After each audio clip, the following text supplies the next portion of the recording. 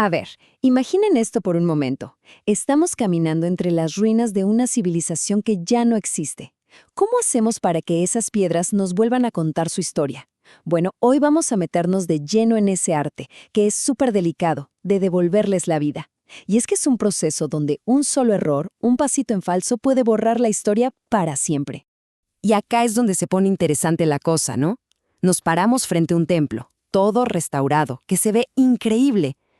Pero, ¿qué estamos viendo en realidad? ¿Es la historia o es una fantasía moderna? Porque la línea que separa una cosa de la otra es finísima. Y esto nos lleva a la pregunta del millón.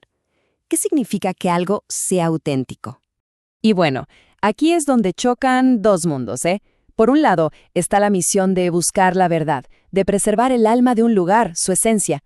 Y por el otro, claro, está la tentación de montar un espectáculo, de crear esas postales perfectas para los turistas. Pero miren, los que saben de esto, los expertos, lo tienen clarísimo. Pasarse de la raya con la restauración no es un homenaje. No, es directamente una falsificación. Entonces, la pregunta es obvia. ¿Cómo se le hace para no caer en esa trampa, en la de inventar la historia? Bueno, la respuesta está en seguir un conjunto de reglas súper estrictas.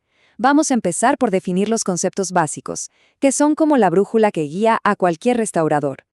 Ok, primero que nada, restauración. Y ojo, la palabra clave aquí es excepcional. Piénsenlo así. Esto no se trata de dejar algo viejo como si fuera nuevo. Para nada. Es más bien como una cirugía de alta precisión, una operación para garantizar que el monumento sobreviva, pero usando el bisturí lo menos posible. Al final, es un acto de respeto total, no de ponerse a reinventar las cosas. Y en la otra esquina tenemos la reconstrucción.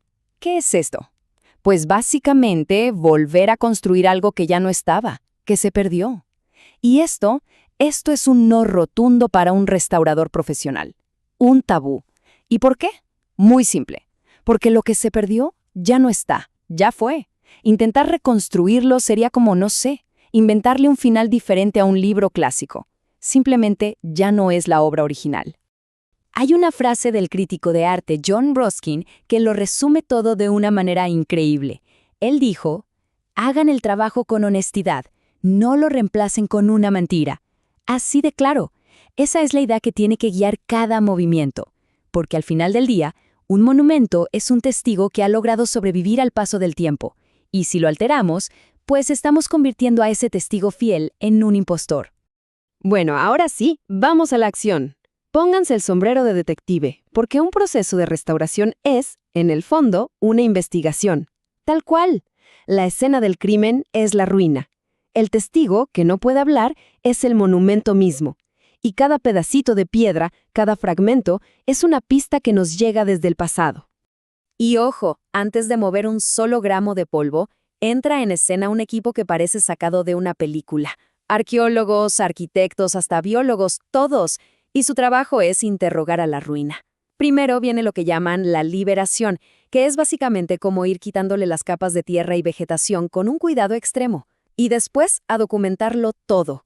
La regla de oro es simple. Primero se conoce y solo después se interviene. Jamás al revés. Y aquí viene una idea que de verdad lo cambia todo. Los escombros que están tirados por ahí no son basura, son evidencia. Imaginen que son como las páginas arrancadas de un libro antiguo. Cada fragmento, cada piedrita, se analiza como si fuera la pieza de un rompecabezas gigante. Y es que ahí está la clave para entender cómo se derrumbó todo. Sin esas pistas sería imposible hacer una reparación auténtica. Ok, ya tenemos el informe del detective. Ahora le toca el turno al cirujano. Pero, cuidado, aquí no hay espacio para la improvisación artística, ¿eh? Cada movimiento que se hace está dictado por un protocolo súper estricto. Y todo está diseñado con un único objetivo: preservar la verdad histórica, cueste lo que cueste. Y aquí tenemos la ley suprema, el mandamiento que no se puede romper nunca. La restauración se detiene donde empieza la hipótesis. Dicho en buen español, si no se tiene la certeza de algo, no se toca. Punto. En este trabajo, la imaginación es el peor enemigo de la autenticidad, porque la historia no se adivina, la historia se lee en las piedras. ¿Y en la práctica cómo se ve todo esto? Bueno, se resume en dos técnicas principales. La primera se llama anastilosis, que suena complicado, pero es básicamente como armar un Lego gigante usando sus propias piezas originales, las que se cayeron. Y la segunda es la integración.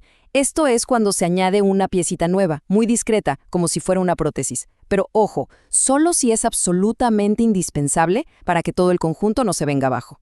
Pero claro, aquí surge una pregunta inevitable. Si a veces, sí o sí, hay que agregar algo nuevo, ¿cómo se hace para no mentir? O sea, ¿cómo se puede meter un elemento del siglo XXI en una estructura que tiene, no sé, 1000 años, sin que sea un fraude histórico? Bueno, la solución es un equilibrio súper delicado que se basa en 4 reglas. Primero, la certeza. Solo se agrega algo si se tienen pruebas físicas de que existió. Segundo, la modestia.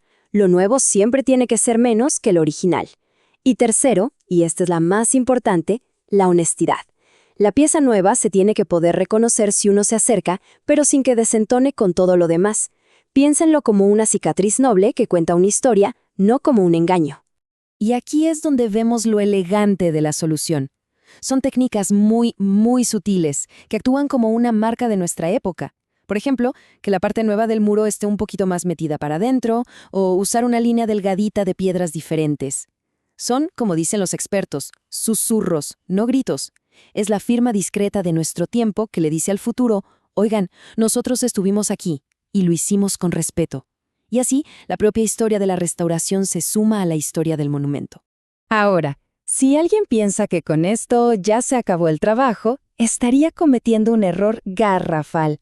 La restauración es apenas el primer capítulo de una historia que en realidad no tiene fin, porque es ahora cuando empieza la verdadera batalla, la lucha por asegurar el futuro del pasado. Y para eso hay que entender una diferencia que es vital. Pensemos que la restauración fue como una operación a corazón abierto. Bueno, la conservación es el cuidado permanente, el tratamiento que ese paciente va a necesitar por el resto de su vida. O sea, la cirugía te salva sí, pero lo que te mantiene con vida es el cuidado de todos los días. Es que un monumento restaurado es, literalmente, un paciente en cuidados intensivos de forma permanente. Hay todo un equipo de guardianes vigilándolo día y noche, revisando sus signos vitales, investigando qué nuevas cosas lo pueden dañar, aplicando tratamientos para prevenir problemas y algo súper importante, haciendo que la gente de la comunidad se involucre para que sean ellos la primera línea de defensa.